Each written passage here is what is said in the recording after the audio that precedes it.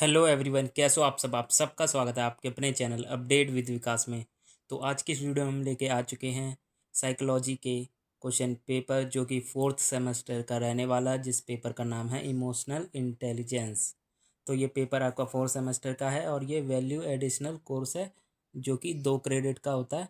और इस पेपर को करने के लिए आपको 1 घंटा दिया जाएगा और मैक्सिमम 30 मार्क्स का ये क्वेश्चन पेपर रहने वाला है। तो बहुत ही छोटा क्वेश्चन पेपर रहने वाला है। तो चलिए इस वीडियो में बात करते हैं कि क्वेश्चन किस तरीके से बन के आते हैं और क्या क्या क्वेश्चन पूछे जाते हैं इस पेपर में, जिससे कि आपको पेपर देने में थोड़ी हेल्प हो। तो वीडियो में बने रहें। अगर वीडियो चैनल पर नए आए तो चैनल सब्सक्राइब करें, वीडियो लाइक करें और कोई भी दिक्कत है तो कमेंट करें, या फिर अगर किसी और सब्जेक्ट की आप वीडियो चाहते हैं ऐसी तो उसके लिए भी कमेंट कर सकते हैं। तो चलिए वीडियो स्टार्ट करते हैं। और हमने एक डी सोल के ओल्ड क्वेश्चन पेपर के नाम से वेब वो बना रखी है प्लेलिस्ट, तो आप वहाँ से जाके चेक कर सकते हैं डिस्क्रिप्शन में से। तो चलिए देखते हैं पहला क्वेश्चन कौन सा है। तो इन्होंने पहले इंस्ट्रक्शन दी हुई है कि जो क्वेश्चन नंबर फर्स्ट है वो कंपलसरी है, यानी कि आपको पहला क्वेश्चन करना ही करना है और जो बाकी के 4 क्वेश्चन हैं उनमें से किन्हीं 2 को आपको करना है। ठीक है, ये जो आपकी इंस्ट्रक्शन हो गई और मार्क्स आप इसके सबके इक्वली बटे हुए हैं। तो पहले क्वेश्चन 10 नंबर का है जिसमें आपको 2 करने हैं, तो 5वां नंबर को जाएंगे। तो पहला आ चुका है, शॉर्ट नोट लिखना है और पहला है जिस पे आपको शॉर्ट नोट लिखना है जो वो है आत्म जागरूकता, जो सेल्फ अवेयरनेस होती है उसके बारे में लिखनी है।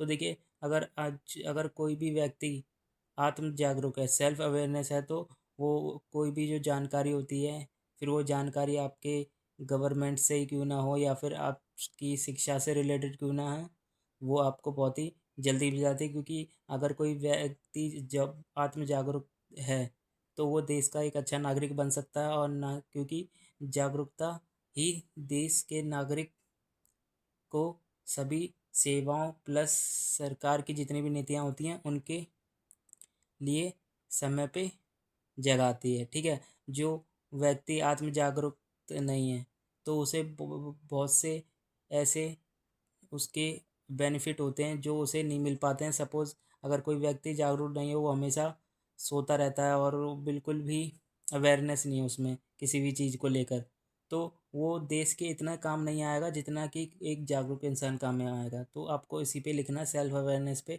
बी देखते हैं, बी कौन सा, संचार कौशल, जो कम्युनिकेशन स्किल है वो क्या है। सबसे पहले तो आपको कम्युनिकेशन स्किल के बारे में बताना होगा। जब हम किसी एक दूसरे से बात करते हैं और जिस तरीके से बात करते हैं और अपनी बात को पहुंचाते हैं और दूसरे की बात सुनते हैं और उसको फीडबैक देते हैं, तो उसी को ही संचार कहते हैं। ठीक है, और जो कम्युनिकेशन स्किल होती है वो बहुत ही ज़रूरी होती है संचार के लिए, ये कम्युनिकेशन करने के लिए। क्योंकि जब अगर कोई ऐसा अनपढ़ व्यक्ति अपनी बात दूसरे को समझाता है तो बहुत से लोग होते हैं जो उन्हें उनकी बात समझ में नहीं आती है। और बहुत से ऐसे लोग होते हैं, जैसे कि अगर मैं तुम्हें एक उदाहरण देकर बताता हूँ, जैसे कि अगर बहुत से जो स्टूडेंट्स होते हैं वो सेल्स प्रोफाइल में जॉब करते हैं। ठीक है, तो सेल्स प्रोफाइल में आपने देखा होगा ना कि अगर आप कभी गए होगे इंटरव्यू देने वगैरह, तो वो आपसे कम्युनिकेशन स्किल मांगते हैं कि भाई आपकी कम्युनिकेशन स्किल है ना वो थोड़ी अच्छी होनी चाहिए, और स्किल्स पे, कम्युनिकेशन स्किल्स पे आपकी अच्छी पकड़ होना चाहिए, ताकि जिससे भी अगर आप कोई भी प्रोडक्ट सेल कर रहे हैं या फिर किसी से बात कर रहे हैं अपने कस्टमर से, तो आप उसे कन्वेंस कर सकें और आपकी कम्युनिकेशन स्किल इतनी हार्ड और अच्छी हो जो सामने वाला कस्टमर है या फिर जो बायर है वो आपकी कम्युनिकेशन स्किल से इम्प्रेस होके वो प्रोडक्ट खरीद ले, या फिर जिसके लिए आपने फ़ोन किया जिसके रिगार्डिंग, या फिर जिसके रिगार्डिंग आपने उसे मैसेज किया उसका जवाब आपके मुताबिक दे। तो वो कम्युनिकेशन स्किल पे डिपेंड करता है। कम्युनिकेशन स्किल अगर आपकी अच्छी है तो आप देश के अच्छे नागरिक होते हैं, और जो देश की जितनी भी सेवा वगैरह हैं उनका आप सही ढंग से पहचान कर सही लाभ उठा पाते हैं। और वहीं जहाँ आपकी कम्युनिकेशन स्किल सही नहीं है तो आपका संग बहुत थोड़ा बुरा बर्ताव भी हो सकता है। क्योंकि कभी कभार अगर आप कहीं जाते हैं, किसी से मिलते हैं नए व्यक्ति से, तो अगर आपकी कम्युनिकेशन स्किल अच्छी होती है तो आपकी उससे दोस्ती जल्दी हो जाती है, और दोस्ती जल्दी हो जाने से इससे सामाजिक विकास होता है। ठीक है आपका। और कभी कभार आपकी कम्युनिकेशन स्किल यानी कि संचार कौशल अच्छा नहीं होता है तो आप लोगों से इंटरेक्शन करने में थोड़ी झिझकते हैं, जिससे आपका सामाजिक वह वो जो सामाजिकरण है वो बहुत धीमी तरीके से और कम होता है। सामाजिक जागरूकता, सोशल अवेयरनेस, जो सामाजिक जागरूकता, देखो आत्म जागरूकता तो अपने ऊपर है कि आपको होना चाहिए। सामाजिक जागरूकता, सामाजिक के जितने भी समाज में जो भी हो रहा है उसकी जागरूकता होनी चाहिए, आपको सोशल अवेयरनेस होनी चाहिए, ठीक है, उसके ऊपर लिखना है।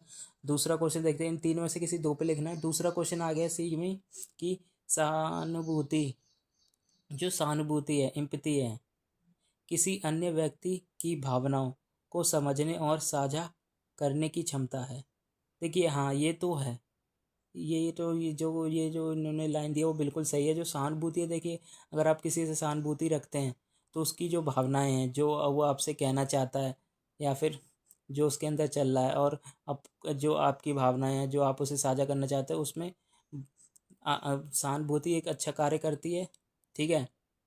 और यही आपको बताना है कि से अगर हम किसी से सहानुभूति रखते हैं तो वो व्यक्ति हमारे लिए थोड़ा खुल के बात करता है हमसे, जो वो व्यक्ति किसी और से नहीं कर सकता, जिस तरीके के साथ वो वैसे हमसे वैसे बात करता है। तो आपको वही बताना है, जो सहानुभूति हो किस प्रकार, किसी अन्य व्यक्ति की भावना और समझने और साझा करने की क्षमता है, उस पर चर्चा करनी है, ठीक है।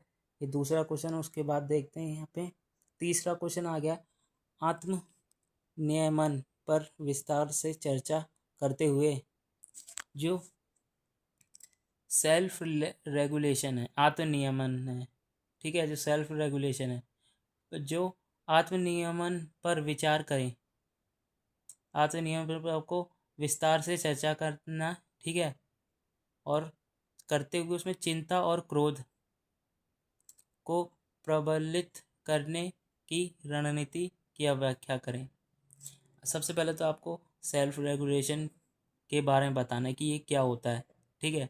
और ये बताते ही हुए आपको ये भी बताना है, जो जो चिंता और क्रोध को प्रबंधित करने की रणनीति, और जो चिंता और क्रोध है उसे कंट्रोल करने की या फिर मैनेज करने की जो स्ट्रेंथ है उसकी व्याख्या करनी है आपको, ताकत है उसकी व्याख्या करनी, ठीक है।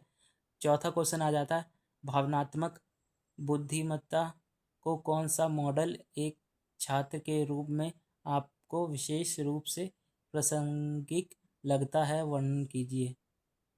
ये क्वेश्चन रहने वाला है आपका, ठीक है। 4 क्वेश्चन हो गए। इसके बाद देखते हैं अगला क्वेश्चन क्या है। हाँ, तो ये 4 ही क्वेश्चन है। 4 क्वेश्चन में से पहले क्वेश्चन में से आपको 2 पार्ट करने हैं उसके, और बाकी जो 3 थे उनमें से 2-2 करने हैं। तो ये आपका क्वेश्चन पेपर रहने वाला है। और तो कैसी लगी ये वीडियो कमेंट जरूर बताएं। वीडियो अच्छी लगी तो चैनल सब्सक्राइब करें, वीडियो लाइक करें, और कोई भी दिक्कत आती है तो वो भी आप बता सकते हैं। Thank you.